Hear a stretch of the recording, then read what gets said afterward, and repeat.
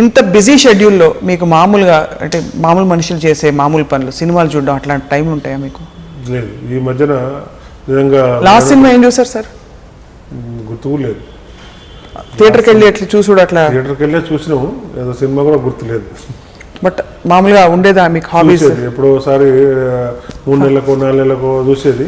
ఇక క్యాంపస్ ఉన్నప్పుడైతే ఫ్రీక్వెంట్గా మా ఫ్రెండ్స్ ఉండే కొంతమంది బలవంతంగా తీసుకుపోయారు.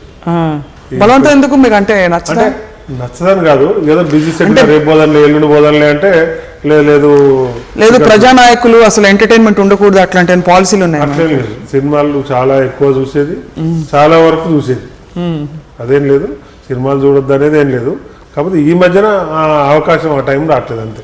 మీ ఆఫీస్లో ఎవరు అన్నారు సార్ మిమ్మల్ని మేయర్గా ఎంచుకోవడానికి? ఒకటి, మీరు చేసిన ఉద్యమంలో మీ పని కాకుండా మీరు హైదరాబాద్కి సంబంధించి బాహుబలిలో ఉంటారు కాబట్టి చూడంగానే మేయర్ గారు అనగానే అందరు లేచి నిలబడాలి, అలా ఉండాలని చెప్పి కేసీఆర్ గారు ఫీల్ అయ్యారు. వాస్తవం అది కాదు.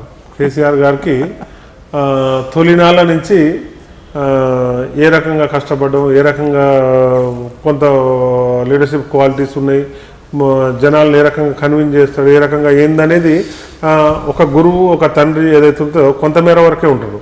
ఆ తర్వాత విద్యార్థి దశ నుంచి మెయిన్ పాలిటిక్స్ కేసీఆర్ గారి దగ్గరనే ఉన్నాం కాబట్టి కేసీఆర్ గారికి ఇప్పుడు వారు మేము ఏ రకంగా పెరుగుతున్నాం ఏందనేది 15 సంవత్సరాల ఉద్యమంలో కేసీఆర్ గారు ఒక మంత్రి, కేసీఆర్ గారు ఒక ముఖ్యమంత్రి ఉంటే ఇప్పుడు ఎక్కువ మాకు సమయం ఉండి అవన్నీ నేర్చుకుంటాను కానీ అవన్నీ చూస్తాను కానీ మాకు ఎక్కువ అవకాశం లేదు కదా. కేసీఆర్ గారు ఉద్యమ నాయకుడిగా 14 సంవత్సరాలు మాకు చాలా సన్నిహితంగా ఒక తండ్రి ఒక గురువులాగా ఉండే అవకాశం వచ్చింది కాబట్టి వారిని చూసుకుంటూ మేము నేర్చుకోవడం కానీ, ఆయన చెప్పినవి మేము పాటించడం కానీ, ఆయన మమ్మల్ని అబ్జర్వ్ చేయడం కానీ, మేము ఆయన చూసి నేర్చుకోవడం కానీ అవన్నీ జరిగినాయి. కాబట్టి ఎవరు దేనికి పని చెప్తారు, ఎవరు దేనికి ఎక్కడ ఏం చేయగలుగుతారు అనేది చూసి ఆయన పెట్టగలరు. మిమ్మల్ని ఇక్కడ ఎంచుకున్నారు అంతే. అంతేగాని బాహుబలో ఇంకోటో అదే కాదు. ఇవాళ ఒక జనాల్ని డీల్ చేయడం, ఇలా ఉద్యమంలో ఎంతోమంది వచ్చి కేసీఆర్ గారికి కూడా కలుస్తుండేది, ఈ సమస్య ఉంది ఆ సమస్య ఉందని. దీన్ని మాట్లాడి వీళ్ళకి ఏం ప్రాబ్లం ఉందో చూడండి, ఈ ప్రాబ్లం ఏందో మాట్లాడి సెట్ చేయండి, లేదా ఈ ప్రాబ్లం ఏందో ఎవరికి చెప్తే తీరుస్తుందో చెప్పండి, లేకపోతే నేను ఫోన్ చేసి చెప్తా అంటే అవి ఎన్నో సందర్భాలు ఎన్నో 100,000 వచ్చి ఉంటాయి 14 సంవత్సరాల్లో. అవన్నీ వారు కూడా చూసారు కాబట్టి ఎవరు ఎక్కడ సెట్ అవుతారో, ఎవరు ఏదైతే కరెక్ట్ న్యాయం చేయగలుగుతారు అనేది ఆయనకు సహజమైన పొలిటీషియన్ కన్నా ఎక్కువ క్వాలిటీస్ కేసీఆర్ గారికి ఉంటాయి కాబట్టి ఈజీగా ఐడెంటిఫై చేసి చెప్పుకోగలుగుతారు.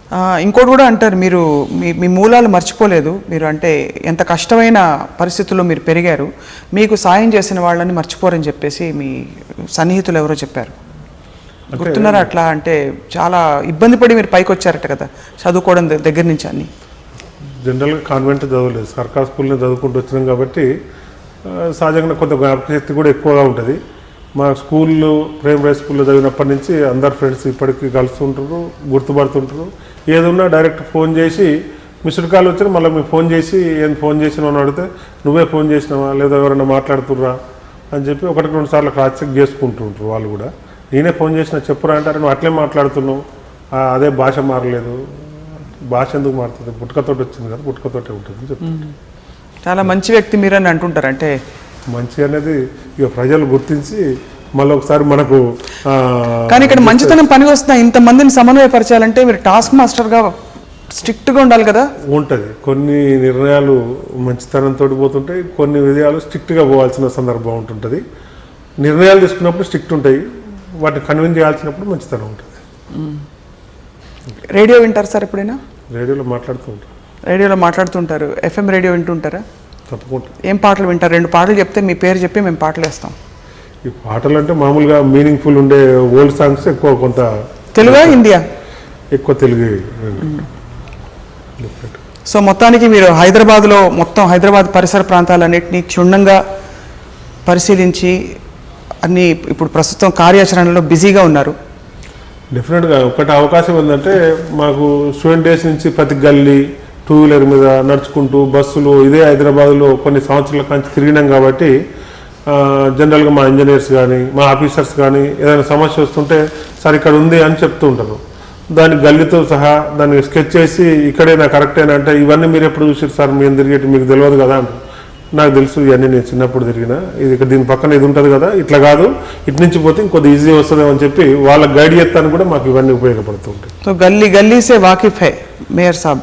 డెఫినెట్గా, ఎందుకంటే ఇదే హైదరాబాద్లో కష్టాలు అనుభవించడం, ఇదే హైదరాబాద్లో ఉద్యమాలు చేసిన, ఇదే హైదరాబాద్లో చదువుకున్నాం, ఇదే హైదరాబాద్కి సేవలు చేస్తానికి కూడా అవకాశం రావడం నిజంగా గొప్ప విషయం. మీ అడ్డా ఎక్కడ సార్, స్టూడెంట్ల అడ్డా? Osman university, Osman university arts college. And so అన్ని జ్ఞాపకాలు అలా ఉన్నాయి మిగిలి. తప్పకుండా వార్తలు కూడా మీలాగా లీడర్షిప్ క్వాలిటీస్ అలవర్చుకుంటున్నారు, ఇంకా చిన్నపిల్లలు ఆఫ్ కోర్స్, కానీ జనరల్గా జాతకంలో అట్లా ఉంటారు. కానీ డాడీ అయితే ఇంట్లో కనిపించట్లేదు, గొడవ చేస్తూ ఉండొచ్చు.